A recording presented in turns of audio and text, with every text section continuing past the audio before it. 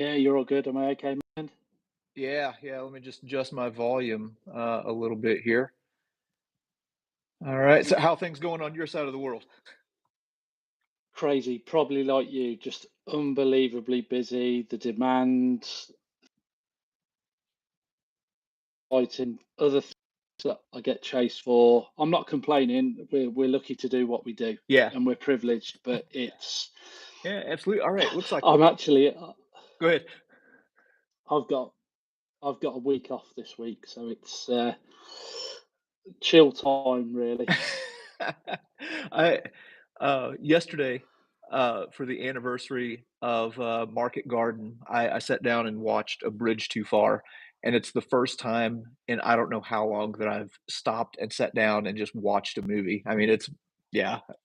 So, yeah, I've Yeah, realized what it's like, yeah. burning the candle at both ends with a blowtorch in the middle. Yeah, I mean, I do some mileage, but not the amount of mileage and distance that you do when you're traveling. Oh, shoot. Alright, looks like we got some people kinda rolling in here. So for people who are jumping in, this is Ben Mayne. He is a, battlefield guide based out of Britain, and also author of the new book, Wagons Roll. What part of Britain you originally from? So I'm from Warwickshire in the Midlands. I'd say for people over in the States, the closest notable place to me is Stratford upon Avon. So Shakespeare, that usually rings bells Okay. with people. Yeah, Gotcha, gotcha. And you're is it what company is it you're with? I don't wanna just say a company 'cau I think I know which one it is, but what company are you a battlefield tour guide with? yeah. So 99% of my work is through Leisure Battlefield tours in the Okay. UK that I'd say are the lead within the market for the volume that we do. Okay, alright, and I thought it was Ledger, but, I didn't wanna Yeah, name drop yeah. Ledger in case it was a different one that, was maybe Yeah, advertising for the you got competition it or right. something. Okay. Yeah, How long have you been you doing got it that? right. But with Ledger since 2019, circumstances in my life changed for me, and I'd say out of a bad situation, I've been able to turn my hobby into something that's positive now, and be able to tour the battlefields with families, friends, all different people, all different backgrounds, and it really is a privilege to be able to do it. Oh, nice. So, I mean, what kinda got you into, being a guide on the battlefields? Now, is it primarily World War II, or do you do World War One, or is it just a little bit of everything? Yeah, my interest is Second World War, and probably like you, JD, from a very young age. I always say this on tours that when I was about 8, 9 years old, I can recall going to my grandparents' house and going straight to the bookcase where he had World War Two in colour. And being a young, impressionable boy, you grab that Spitfire Lancasters B-17s, and I always remember a memory that I said to him, "Oh, Grandad, war's brilliant, isn't it?"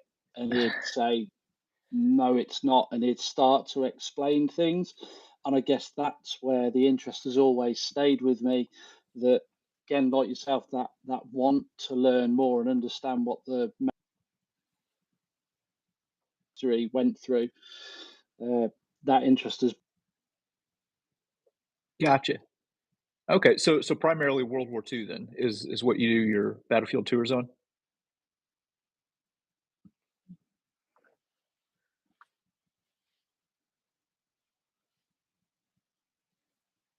untapped part of the history, really, Mhm. because people want to get to the sands of Normandy. They want to get on the drop zones and start to explore what I always say the action rather than the backstory, the build up. They want to get straight in at the deep end. Yeah. So Normandy across to the Ardennes, spend a lot of time over there for Bulge as well. I've done a little bit of Market Garden with smaller groups, but it is mainly Second World War where my interest is Northwest Europe. Okay. Alright, cool. Um, and, your feed is breaking up a little bit for me, so I might have to ask you to repeat things from time to time, but I Okay. can I can still hear you pretty good, though. for the most part. Um, so is there a particular I mean, I know that you focus, primarily on, Northwestern Europe and Normandy or anything like that. So, I mean, if you just had your pick, if somebody just came up and just kinda wrote a blank check and said, "Take me somewhere cool," like, where are you going? I think I would go to Normandy, Mhm. and one of the main drives and reason for that is having the privilege to be around the veterans, to hear their accounts and stories, walking in their footsteps, following in the tank tracks of being on the ground they were, and then relaying those stories to people that have that interest.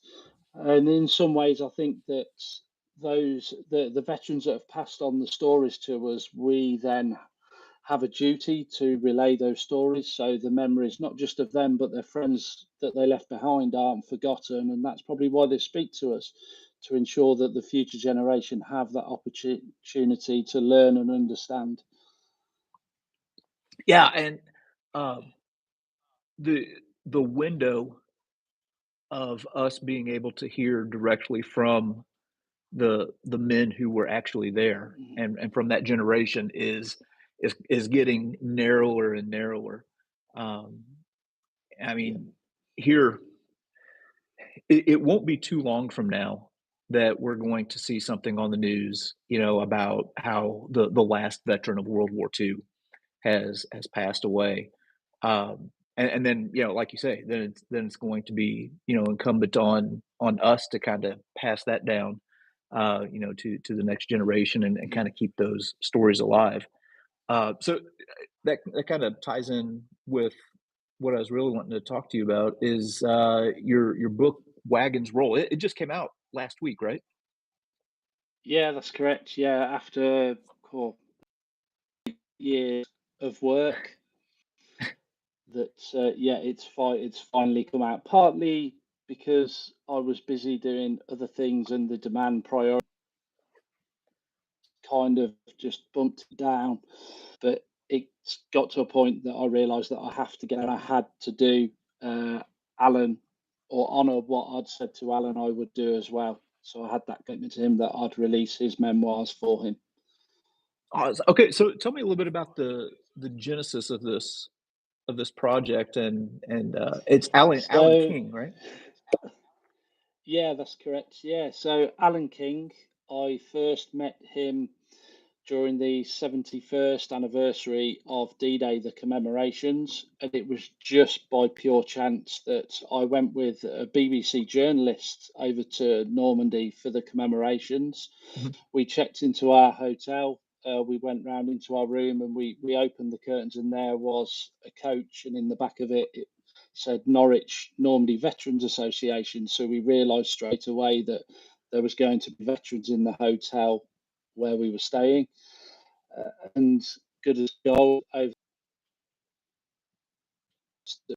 we were there, we got to speak, sit with the veterans, have dinner, and I don't really know the reason why, but I sat with Alan several times, and one of the last nights we sat there for a good 4 or 5 hours, just chatting away.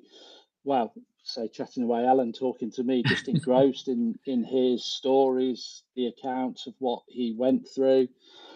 And I was fortunate that him and his daughter then said to me, "Do you fancy coming and seeing us away from Normandy, away from all the hustle and bustle of the anniversary, a more quieter place to go and visit?" And I said that I'd love that opportunity because his story, snippets of it straight, were fascinating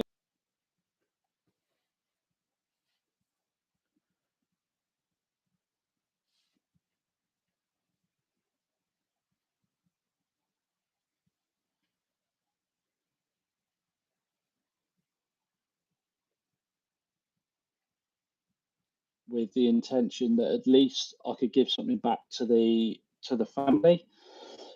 Minimum, a fair amount of great grandchildren. Some of them were very young in age.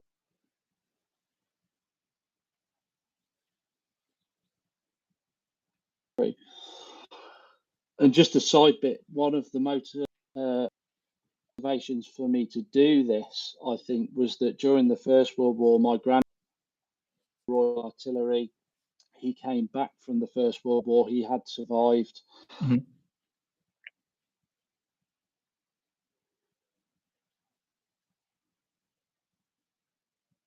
Mm. what way the world was going. He may not have wanted to be recalled, go back to war, and scarred from the First World War, potentially took that that did. Wow. And I've always said I I don't know anything of his story. I was told not to ever ask my grandmother about him in Mm. case I upset her, all those questions. And I think when I had this opportunity to be with Alan and seeing these very young great grandchildren, with the amount of time he afforded me, the least I could do was to put together their story or Alan's story to then make sure those great grandchildren had that lasting legacy of Alan. So that was my motivation and driving force behind doing the book. Okay. And he was with the East Riding Yeomanry, right? Is that what is that the Yeah, unit he was with? yeah, Okay. yeah, So that's correct. I know that for like from an American perspective, we tend to focus more on or we attach the identity of a soldier more with the division that they were in. In Britain, you guys go like more with the regiment, right? Isn't that kind of Yes, where you kind of get the attach identity? Okay. yeah. So All right. Um, Now, again, I'm just talking strictly from an American perspective here.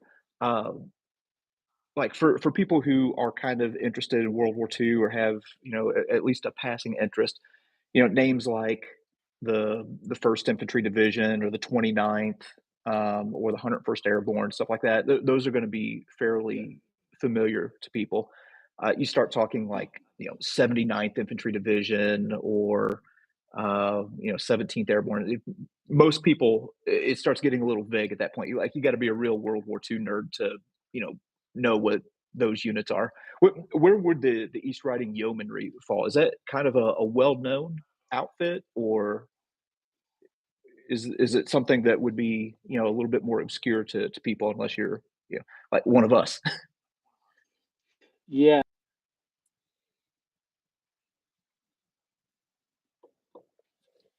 Okay. One of the lesser publicised, spoken around units. If you want, JD, I can try and move somewhere else into to the house to see if the Wi-Fi is better because I've just seen. Oh, okay. Yeah, yeah. No worries. Yeah, this is all informal, so yeah. Nah, whatever works best, man.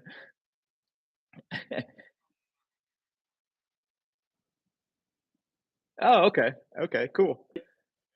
Bear with me. Yeah, yeah. No worries. I'll mo- We'll get a I'll tour see of if the the house. Wi-Fi is better. Yes, not in that room, folks. Nah, this is what makes live stuff interesting. But your audio is coming through fine. I Yeah, so Okay, that's what's most important. there we go. Try see how this. Hopefully that improves for those that are watching. So the East Riding Yeomanry, this is an armored outfit, right? Yes, they are fitted out, kitted with Sherman tanks. Okay. They're part of an armored brigade, so they're not part of a division.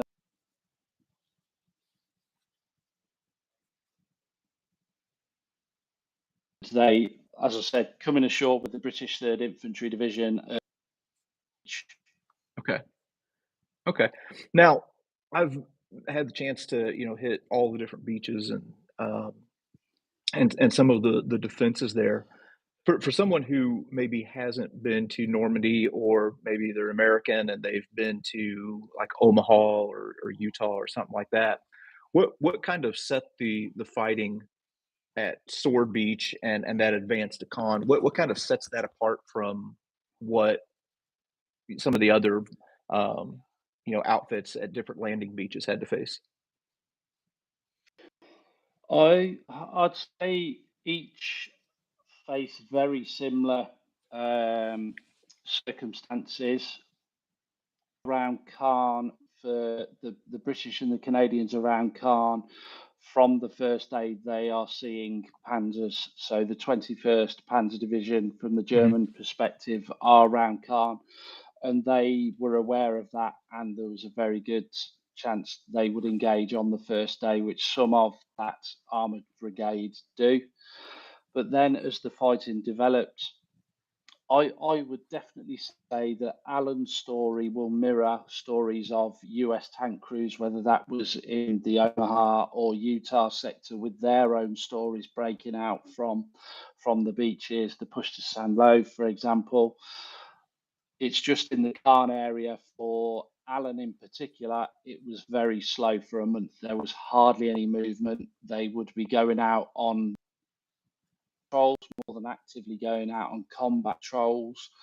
And it was holding the line with Montgomery's plan around Caen to try and bring the German armour into that area, mhm. in turn to allow the Americans that breakout and the push from that side. So Alan wouldn't have moved, and he doesn't move very far from the 6th of June through till the around the 8th of July. He's in the same area, the same few fields north of Caen for at least a month. Wow. Yeah, yeah, so, again, from an American perspective, a lot of people don't what they know about Khan is what, Ted Danson and, um, Captain Miller said, to talk about Khan in Saving Private Ryan. Monty's bogged down there. Um, but yeah, I mean, people don't realize there's like some heavy attritional fighting. And when I was there, um, one thing that stood out to me is how open the country is there compared to the areas around Utah Yeah. Beach and Omaha. Uh, there's not really like the heavy bocage fighting over around the area behind Sword, like what we see at Utah or Omaha, is there?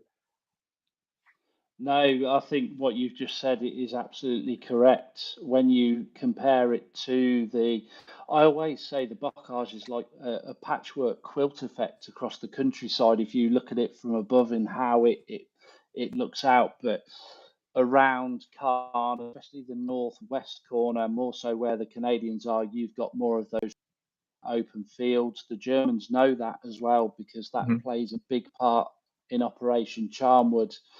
That their fortified positions, classic hedgehog defensive positions, 360 fields of fire, you they're all set ready for as and when the British Canadians are going to push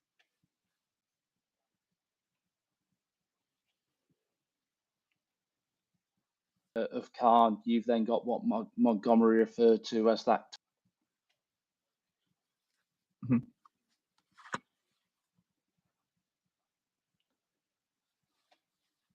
the comparison as well yourself. Right. Right. So what were some of I mean, I don't want you to give away too much because, I actually saw somebody earlier in the comments said they've already while we were talking, went to Amazon and bought your book. So, we Thank don't wanna you. spoil we don't wanna spoil too much for them. Yeah. But what were some of Alan's experiences in that attritional fighting there around Kong that, I mean, stood out to you? Yeah, with Alan's story, it's quite clear that when he signed up, he's 20 years old, and he's just a normal lad is probably the best way to refer to that. I'm not sure in the Mhm. States how you'd refer to that, but he's just a normal young man. Yeah. And what they're briefed prior to going, he says that they're being told their life expectancy isn't very long. They may not even last a day. So I'm sure they were running into that beach scared, thinking this is my last day. Yeah. And he, you get the feeling that they are living from day to day when they're out there. I asked Alan his motivation for fighting as well, because from the UK side, you have that old patriotic for king and country, etc. And Yeah. what really stood out, inspected by the king, and he was asked, as they would on parade, 3 cheers for His Majesty the King. And he kind of said, we muttered under our breath and swore, and why were we going to cheer the king when he was sending off to.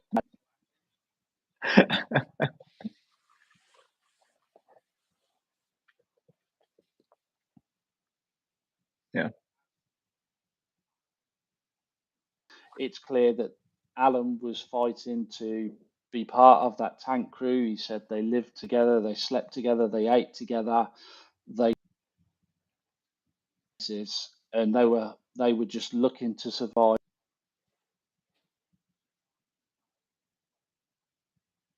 sent onto the front foot, but they just wanted to get through. And for that first month up until Operation Charmwood, the 8th of July, they'd got through a fair amount. They'd been knocked out once on the 8th of June. And then, as the book, as people will read, they'll see that they go into battle and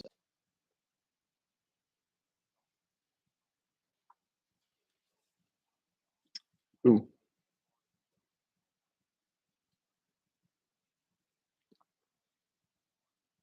return to Normandy year upon year. He would go back to visit. It wasn't just his tank commander, Corporal Wilkes, it was his friend as well. It was that older brotherly figure that the tank crew looked up to. And that's one of the big parts of the first.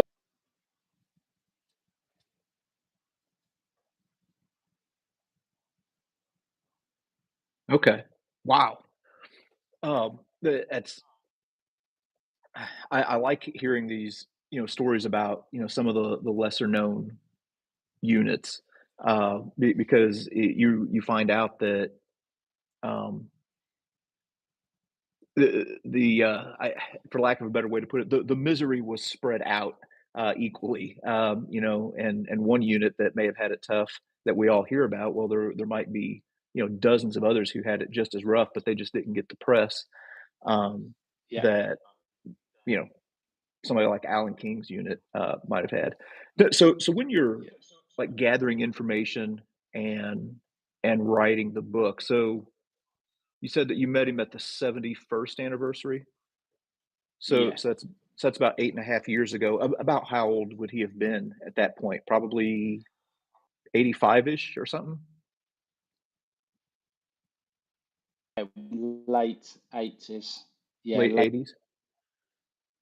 Okay. So, I've had the opportunity to, interview several veterans, and then earlier this year, I went with Andy Biggio over to, Belgium and Germany with 4 guys, and their memories were remarkable. It was insane to me, to see the level of detail that they were able to, recall information. There was one guy, named Jake Rooser, who was with the 4th Infantry Division, and we were at the Hurtgen Forest, and there was a guy there who lives there and is like a, professional in that area. And Jake, we were looking at these maps, and I wish I would have got it on film, but it was really loud in the room we were in. It wouldn't have worked. But um, we were trying to figure out where he was, and Jake was looking at the map, and he said, "We crossed right here, and then there was a ravine here, and then yada yada." And he's going through it, and he's like, and then we walked out into this opening, and um, the guy who lives there, he's like, "Jake, I know this area, and there's no opening there." Um, so anyway, he said, "I'm telling you, there was an opening, there was a clearing that we walked into right in this spot." So the guy went home that night and pulled out an old battle map, and sure enough, there was a 1944 map that showed a clearing in that area. But this guy's memory was just razor sharp. But other guys that I've talked to, their memory is a little bit hazy in some parts. So, I was kind of wondering, like, for you, what was the process of, like, gathering the the account and gathering the story, but also kinda running a little bit of a confirmation to make sure that, there that time hadn't, you know, fogged up his Yeah. memory a little bit. Yeah, I think I definitely went around the correct way of recording the interviews. And the way that I did it, I spent hours with Alan just purely getting his account Mhm. recorded. It was after the interviews I then went to the National Diaries, so the official accounts of the East Riding Yeomanry, and then I started to effectively cross-check Alan's story to the diary to see areas, dates, uh, circumstances on different dates, people he had mentioned, especially some of the officers that had been killed. And I will never forget going back to Alan with those diaries, and he just looked at me and he smiled and he says, nodding, told you I wasn't lying. And I said, I never doubted you for 1 minute, Alan. And there literally was so many things that he said that I corroborated through the war diaries, and that then reassured me that what Alan was saying, his memory completely switched on, his humour at points as well. It was a privilege just to be able to do this with him. Wow. And then after that, we decided, well, we shouldn't be just doing this in the UK in his living room at the family home. We then took him out to Normandy. I pieced together through all the grid coordinates in the war diary, all of the locations for the North, and we went to all the prominent points of where he was and got him back on the ground and discussing some of the things that happened there as well. And yeah, it was special to be able to do. Oh, man, and to be able to get out on the ground, I mean, Yeah, you being a battlefield guide, you know better than anybody that, there's nothing that replaces getting out and walking the ground and being able to see the terrain and to be able to do that with him and, yeah. um, kinda recount those experiences. Yeah, that would be something else. So was it you may have mentioned this earlier, was it just Normandy where you traveled with him, or did you go other places, along his route? I yeah, I'm trying to think. Didn't go to the Netherlands numerous times, Okay. and we were able to meet. Really? Yeah, there's quite a famous photo of the East Riding Yeomanry liberating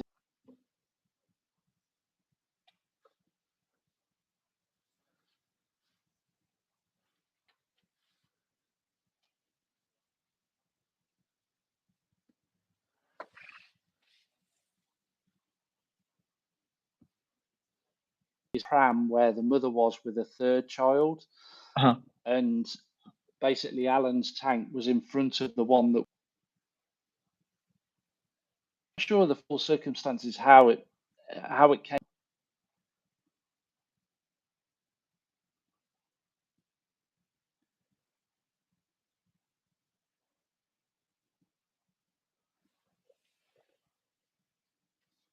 up with twos, one of the daughters, whenever he went.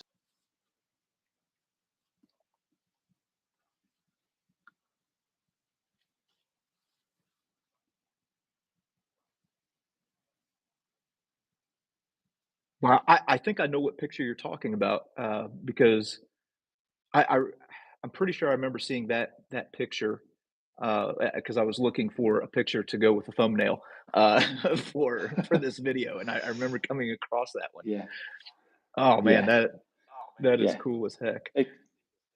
Again, that's it's all covered in the book. Or in October when they liberate, but then after the war as well, being able to meet up with these people, that there's some of the stories that are covered in it. That is amazing. Huh. Mm. So, I'm sorry. Go ahead. You're getting ready to say something.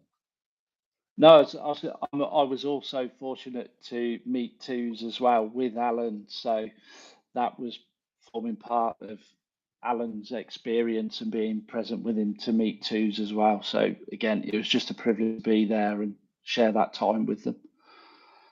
Oh man, that is so incredible. Where can people find your book? So it is on Amazon. I'd say for those who are in the States or Canada, that's probably the easiest, quickest, and cheapest way for people to obtain the book.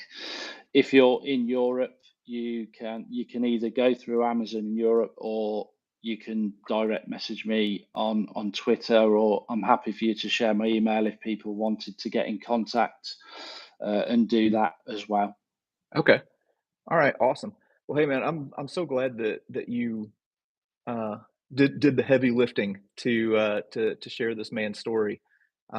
There, I think about some of the people that I knew, World War II veterans growing up, and some of the stories that they told me, and I've got those stories in my head, and some of them I have, you know, on sit down interviews, but you know, Mm. to for you to go out and do all the work with this man and then put it all to paper, so the people can have access to it and uh, you know learn a little bit more, is definitely commendable, and I'm definitely looking forward to reading the book.